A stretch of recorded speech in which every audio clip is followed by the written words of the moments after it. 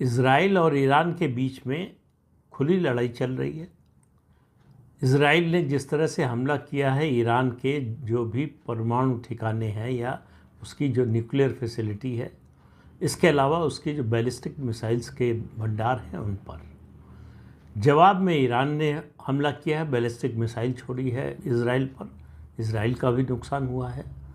America ने बीच में चेतावनी दी है ईरान को कि अगर उसके किसी एसेट को नुकसान पहुंचा तो वो पूरी तरह से इस युद्ध में उतर जाएगा और अमेरिका की सारी ताकत ईरान के खिलाफ लग जाएगी। लेकिन कहा कि अभी हम युद्ध में शामिल नहीं हैं, हम युद्ध से दूर हैं। इसके अलावा डोनाल्ड ट्रंप ने कहा कि इज़राइल जो भी कर रहा था, जो भी उसका एक्शन था ईरान के खिलाफ, उसकी पूरी जानकारी अमेरिका को थी। इसका मतलब है बड़ा साफ है, आम लोगों को भी लग रहा था कि इज़राइल जो है अमेरिका की मर्ज़ी के बिना, उसकी मंजूरी के बिना ईरान पर हमला नहीं करेगा। ख़ास तौर से ऐसे समय में जब ईरान और अमेरिका के बीच में ईरानी न्यूक्लियर प्रोग्राम को लेकर बातचीत चल रही थी। अमेरिका चाहता था कि ईरान अपने न्यूक्लियर प्रोग्राम पर लगाम लगाए और वो परमाणु हथियार बनाने की ओर न बढ़े, लेकिन ईरान इसके लिए तैयार नहीं था। वो हर हालत में और यूरेनियम का एनरिचमेंट जिससे परमाणु हथियार बनते हैं उसका काम कर रहा था। ये सूचना जो है वो इज़राइल के पास थी। ईरान इस समय 9 परमाणु बम बनाने की स्थिति में आ गया है। उसी समय ये हमला शुरू हुआ। जो रॉयल इरानियन गार्ड्स हैं उनके हेड को मार दिया, सेना प्रमुख को मार दिया, इंटेलिजेंस प्रमुख को मार दिया और बड़ी प्रिसाइज और जो है इफ़ेक्टिव स्ट्राइक की है इज़राइल ने। लेकिन दोनों देशों की सीमाएं लगती नहीं। लगभग 1800 से 2000-2500 किलोमीटर दूर से एक दूसरे पर हमला कर रहे हैं। तो मैंने पहले वीडियो में आपको बताया था कि किस तरह से पहले इज़राइल ने ईरान के जो प्रॉक्सीज थे, चाहे वो हिजबुल्लाह हो, चाहे हमास हो या फिर हुती हो, इनको ख़त्म किया। उसके बाद ईरान पर हमला किया। लेकिन बात ये नहीं है, ये खबर तो आपने देख ही ली होगी, सुन ली होगी, पढ़ ली होगी। बड़ी खबर ये आ रही है कि इज़राइल ईरान के जो दूसरे धार्मिक नेता हैं, अली हुसैनी खामेनी या खामेनाई, 2 तरह से इसको प्रोनाउंस किया जाता है, जिस तरह से आप करना चाहें। हम लोग भारत में तो खामेनी ही बोलते हैं ज़्यादातर। उनको मारना चाहता था। अमेरिका भी लंबे समय से चाहता है कि ईरान में तख्ता पलट हो। ईरान में जो सत्ता है अभी खामेनी की, वो बदले। ये जो खामेनी है ये लंबे समय से ईरान के दूसरे सबसे बड़े धार्मिक नेता हैं और इन्हीं की चलती है, भले ही सरकारी पद ना हो। इनकी पढ़ाई लिखाई मदरसे से हुई है, मजहबी शिक्षा हुई है, कोई फॉर्मल एजुकेशन नहीं हुई है। राष्ट्रपति है, वहाँ पर चुनाव हुआ है, राष्ट्रपति चुने गए हैं, लेकिन राष्ट्रपति के पास कोई अधिकार नहीं है। ये खामेनी ही जो आदेश देते हैं, जो चाहते हैं वो होता है। तो एक तरह से ईरान की सत्ता इन्हीं के हाथ में है और ये ईरान के तीसरे राष्ट्रपति भी रह चुके हैं। ऐसे में सत्ता का पूरा केंद्र इनके पास है। इज़राइल को लग रहा था कि अगर अमेरिका भी चाहता है कि सत्ता परिवर्तन हो ईरान में, तो इसके लिए ज़रूरी है कि खामेनी की हत्या की जाए या उनको पद से हटाया जाए। और पद से हटाने का एक ही तरीका है और वो है उनका एलिमिनेशन। इज़राइल इसके लिए तैयार था। इज़राइल ने ये बात जो है, ये सूचना, ये जानकारी या अपना ये प्लान अमेरिका से साझा किया।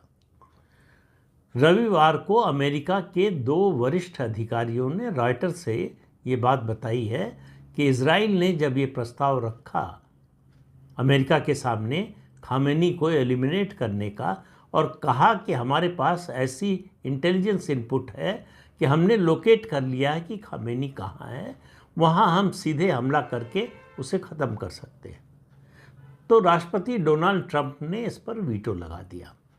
अब ये स्पष्ट नहीं है कि उन्होंने सीधे व्यक्तिगत रूप से कहा या किसी अधिकारी के जरिए ये कहलवाया, लेकिन इतना तय है कि अमेरिकी राष्ट्रपति ने वीटो लगा दिया कि ईरान के किसी भी पॉलिटिकल लीडरशिप को एलिमिनेट नहीं किया जाएगा। उनका सवाल था कि क्या ईरान ने अभी तक किसी अमेरिकी नागरिक को मारा है? जिस दिन अमेरिकी नागरिक को मारेगा ईरान, उस दिन हम फिर सारी सीमाएं तोड़ देंगे। तो फिलहाल जो है ट्रंप ने खामेनी को बचा लिया है इजराइल से, वीटो लगा दिया है, इसकी इजाज़त नहीं दी। अब उसके कारण बहुत सारे हैं। एक तो जो इन ऑफिशियल्स ने कहा कि किसी अमेरिकी नागरिक को अभी तक ईरान ने मारा नहीं है। दूसरी बात, अमेरिका को और डोनाल्ड ट्रंप को पता है कि खामेनी को मारने का मतलब है पूरे मिडिल ईस्ट को मजहब के नाम पर इकट्ठा कर देना। पूरा मिडिल ईस्ट इकट्ठा हो सकता है, होगा कि नहीं ये तो कोई नहीं जानता, लेकिन खामेनी को मारने के बाद ये संभव है कि पूरा मिडिल ईस्ट जो है वो इकट्ठा हो जाए और इजराइल और अमेरिका दोनों के खिलाफ हो जाए। ये परिस्थिति राष्ट्रपति डोनाल्ड ट्रंप नहीं चाहते। उनका सीमित उद्देश्य जो घोषित रूप से इजराइल का भी है कि ईरान को परमाणु हथियार बनाने से रोकना है। अमेरिका भी लंबे समय से इसीलिए उसने सैंक्शंस लगा रखे हैं ईरान पर, और बातचीत भी कर रहा था इसीलिए कि ईरान अपना परमाणु कार्यक्रम या तो स्थगित कर दे, रद्द कर दे, या उसको धीमा कर दे, इस तरह से कर दे कि वो परमाणु हथियार ना बनाए, यानी यूरेनियम का एनरिचमेंट ना करे। शांतिपूर्ण ज़रूरतों के लिए अगर परमाणु शक्ति का इस्तेमाल करता है ईरान, तो उस पर ज़्यादा अमेरिका को एतराज़ नहीं था। अमेरिका चाहता था ये सब अंतर्राष्ट्रीय निगरानी के तहत हो, ईरान का जो भी परमाणु कार्यक्रम है। और अंतर्राष्ट्रीय टीम कई साल पहले ईरान के दौरे पर जा भी चुकी है, रिपोर्ट भी दे चुकी है। अब अंतर्राष्ट्रीय टीमों का और जो इजराइल की खुफिया एजेंसियों की सूचना है उसके मुताबिक ईरान लगातार दुनिया को धोखा देता रहा है, इस मामले में झूठ बोलता रहा है, और वो परमाणु बम बनाने के करीब पहुंच गया है। इसलिए ये ज़रूरी है, क्योंकि इजराइल और अमेरिका को सिर्फ इस बात का डर नहीं है कि ईरान के पास परमाणु हथियार हो जाएगा, उनको डर इस बात का ज़्यादा है कि ईरान अपने परमाणु हथियार अपने प्रॉक्सीज़ को, यानी हिजबुल्लाह को, हूती को और हमास को, इनको भी दे सकता है, और वो दुनिया के लिए बड़ा खतरा बन जाएगा। इसलिए ईरान को किसी भी हालत में परमाणु संपन्न देश नहीं बनने देना है।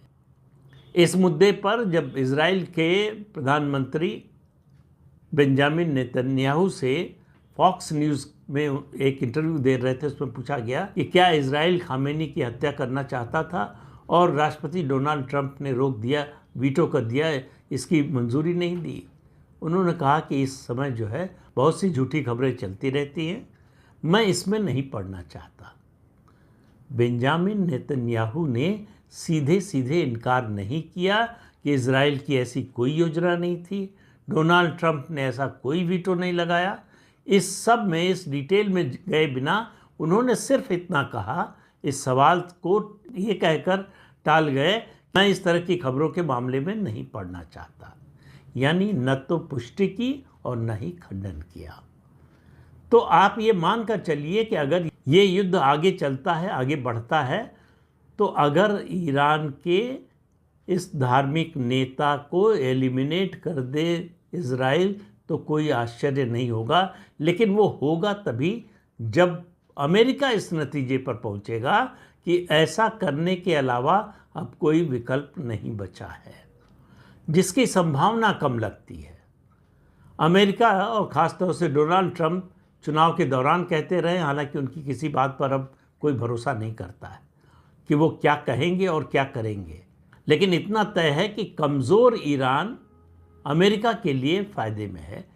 बेंजामिन नेतन्याहू ने यह भी कहा, उन्होंने कहा कि हमें जो करना है हमें मालूम है, हम वो करते हैं और हम वो करेंगे जो हमें करना चाहिए, और अमेरिका को पता है कि उसके हित में क्या है। तो अमेरिका के हित में तो कमज़ोर ईरान है, क्योंकि एक एक्सिस बन रही थी ईरान, रूस और चीन की। ये अमेरिका को बिल्कुल पसंद नहीं थी। अमेरिका इस एक्सिस को नहीं बनने देना चाहता था। और रूस यूक्रेन युद्ध में अगर आप देखें तो दरअसल वो, मैं बार बार कहता हूँ कि रूस यूक्रेन युद्ध नहीं है, वो रूस बनाम नेटो कंट्रीज़ का युद्ध है। केवल नेटो कंट्रीज़ के सैनिक वहाँ युद्ध में नहीं हैं, बाकी हथियार हो, पैसा हो, इंटेलिजेंस इनपुट हो, उसके अलावा इलेक्ट्रॉनिक सर्वेलेंस हो, और जितनी भी तरह की मदद यूक्रेन की हो सकती है हर तरह से नेटो कंट्रीज़ कर रही हैं, यानी अमेरिका और यूरोप कर रहे हैं। तो ये लड़ाई दरअसल उनकी है।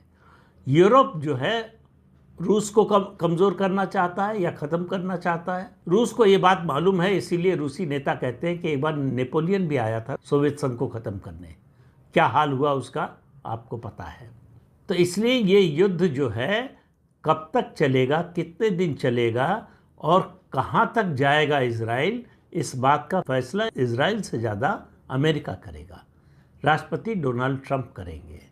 वो तय करेंगे कि ईरान को कितना घायल करने से अमेरिका का फ़ायदा है, कितना कमज़ोर करने से अमेरिका का हित सधेगा। वो ईरान को ख़त्म करके या उनके धार्मिक नेता को, जो इस समय सबसे बड़े धार्मिक नेता हैं ईरान के, उनको मारकर ये स्थिति नहीं आने देगा कि पूरा इस्लामी वर्ल्ड जो है वो इकट्ठा हो जाए और अमेरिका के खिलाफ हो जाए। इसलिए इस युद्ध के कई जो है कोण हैं, कई आयाम हैं। इसमें केवल इजराइल और ईरान का मामला नहीं है, इसमें अमेरिका का भी मामला है, इसमें इस्लामी वर्ल्ड का भी मामला है, इसमें मिडिल ईस्ट का भी मामला है और पूरी दुनिया इससे जुड़ी हुई है। जो धमकी दे रहा है ईरान को, दुनिया में लगभग 20% जो है ऑयल का ट्रांसपोर्ट उसके पास जो समुद्र है उससे होता है, उसको वो रोक देगा या रोकने की कोशिश भी कर रहा है। लेकिन ऐसा ईरान कर नहीं पाएगा। ईरान के पास दरअसल कोई एयर पावर नहीं है, उसके पास हमला करने के लिए सिर्फ बैलिस्टिक मिसाइल्स है। तो इसलिए ईरान की शक्ति जो है वो बड़ी सीमित है और इजराइल के पास अपनी ताकत है, अपनी ताकत के साथ साथ अमेरिका की ताकत उससे जुड़ी हुई है। तो इसलिए ईरान के लिए ये युद्ध बहुत आसान नहीं होगा, लेकिन इजराइल के लिए भी अपना पूरा लक्ष्य हासिल करना मुश्किल होगा, क्योंकि उसके लिए वो निर्भर है अमेरिका पर, राष्ट्रपति डोनाल्ड ट्रंप पर, उनकी मर्ज़ी पर, उनकी मंजूरी पर। तो आने वाले दिनों में ये स्पष्ट होगा कि अमेरिका इस युद्ध को कितना लंबा खींचना चाहता है।